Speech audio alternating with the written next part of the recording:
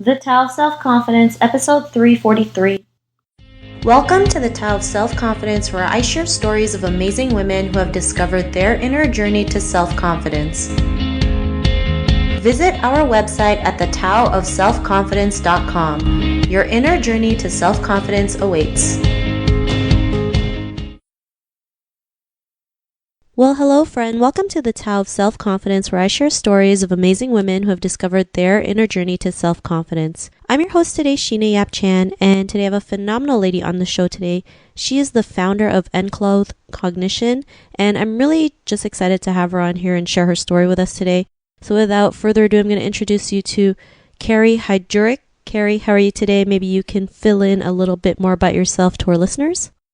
I'm good. Thank you for having me, Sheena. So yeah, I am a fashion blogger. My blog is Enclothed Cognition. I founded it almost 3 years ago, and since then it has been like a really amazing creative outlet for me. And basically on my blog, I share what I wear on a day-to-day basis, product reviews, style inspiration, and then other related lifestyle posts. Career related, I'm currently still in college, but will be graduating in May, so very soon, and I'm really excited. I studied international business administration, and my goal is to use this business knowledge to find fashion-related job. So fingers crossed.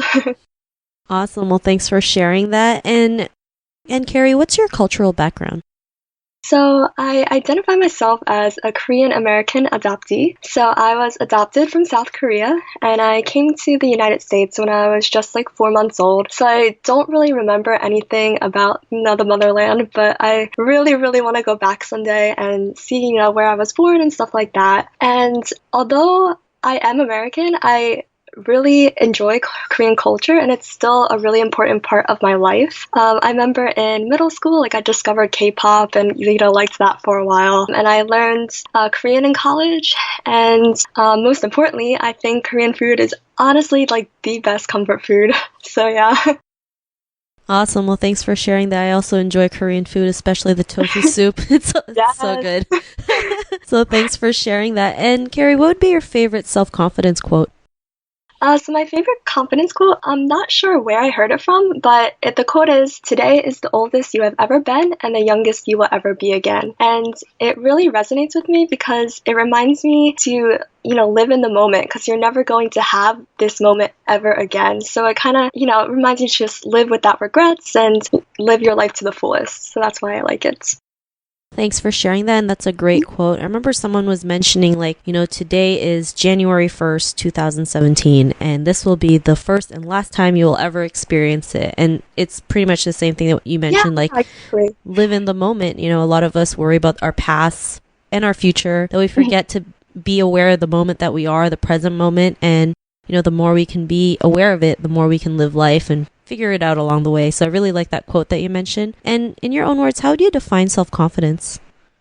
So to me, self-confidence is kind of just loving yourself for who you are. I know this is really general and really difficult to do, but it's all about accepting all your flaws. And I think when you finally achieve this certain state of self-confidence, other people can tell and they will radiate towards you. Specifically on my blog, I really preach about fashion self-confidence, and the name of my blog, Enclothed Cognition, it's actually this phenomenon I found online one day, and it's basically that every day you wake up and you're faced with this decision about what to wear every single day, and ultimately this one choice can affect your mood and affect how the rest of your day will go. And so that being said, I feel it's important to wear clothing that reflects your personality and your own sense of style, because it can have a strong influence on your subconscious. For example, if I'm wearing a cute outfit, I feel just immediately more confident, and that will reflect in my day. And I don't know, just on my blog, I hope to make this phenomenon more well known and encourage both men and women to take pride in what they wear and to be more confident through fashion.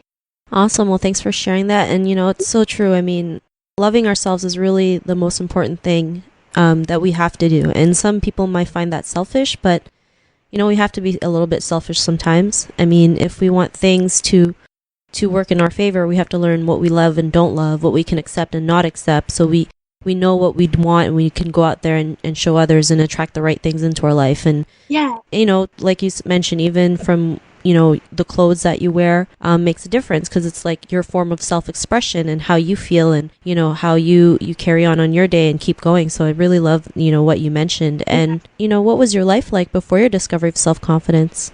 Before my discovery of self-confidence, I was really, really shy. If you ask anyone who went to grade school and middle school with me, they would tell you I was really quiet. And I think this is because I just never felt confident in what I wanted to say. And I felt that if I did say something, like, I was going to be judged. And I feel like this mentality really affected me. And that's why growing up, it was really hard for me to open up to people and to make connections. And this is kind of like one of the most difficult parts of being a teen. So it was a struggle.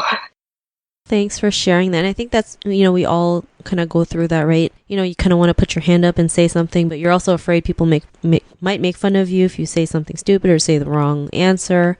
And, it's crazy what we go through, right? Like simple things like that. We kind of like overthink it to the point where it's like, we didn't really need to worry about it, but we've been brought up in a way where it's like we have to overthink everything. But I mean, it's something we go through, something we can relate with other people and find a solution to it. So for you, what was like that aha moment when you realized like you can be the person that you are today, have that confidence, and be like the successful blogger that you are?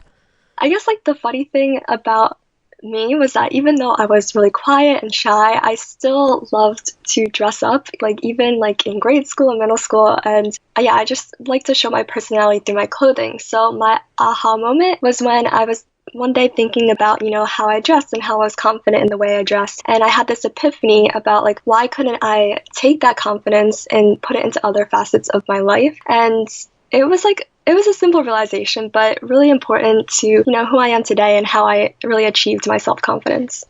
Thanks for sharing that. And I love how you mentioned how you took the confidence in your clothing and transferred it to other parts of your life. Because I don't think a lot of people are aware of, like, if they're confident on one thing, they can actually transfer that same confidence in other areas of their life. And, it works, right? Yeah, that's exactly. I mean, we'll have some hurdles along the way, but it still works. And I'm glad that you're able to realize that. And because of that, what's your life been like now?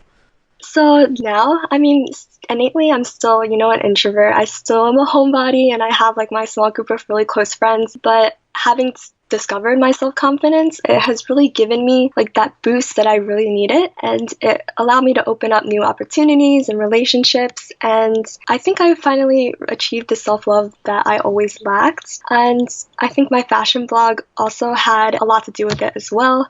It's because I found something I love and something I was kind of good at, so it really helped my esteem overall. Thanks for sharing that. And to the woman who's listening to your episode, she may be in her own journey of self-confidence. What would be that one tip you would give to her?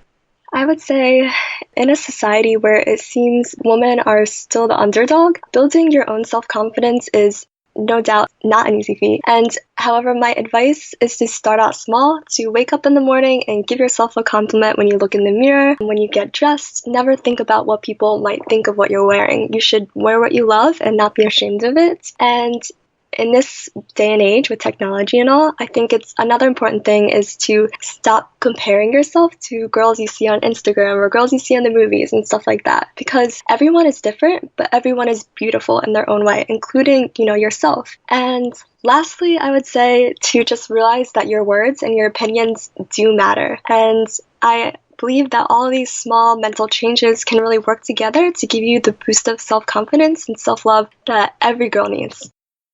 Thanks for sharing that. And, those are all great tips. And I love how you mentioned small steps, because a lot of people feel like they need to make a big leap to create confidence. Yeah, but it doesn't happen overnight. Yeah. Yeah, but when you do little steps here and there, they all add up to create that big confidence that you're looking for. And I think we don't celebrate enough the little things in our life. And the more we can celebrate that, the more successes that will come along our way. So thanks for sharing that. And if our listeners wanted to get to know a little bit more about you and what you do, or check out your blog, is there any links or social media profiles we can connect with? Yeah, sure. So my blog you can find at enclothedcognition.com. And then my Instagram and Twitter, you can find me at Miss Keri H, MSKERIH. And that's it. Thanks for sharing that. And to our listeners, if you want to connect with Keri, you can also head on over to the taoofselfconfidence.com and search for Keri's name. Her show notes will pop up along with everything else we talked about. And I just want to thank Keri for taking the time to share her story with us on self-confidence. So thank you so much. Well, thank you for having me, Sheena. Not a problem. It was an honor having you on the show. And to our listeners, be on the lookout for another new episode of another amazing woman's journey to self-confidence. And we'll talk to you soon. Bye for now. Thank you for tuning in to another amazing episode of The Tao of Self-Confidence. Get your free audiobook by visiting our website at thetaoofselfconfidence.com. Your inner journey to self-confidence awaits.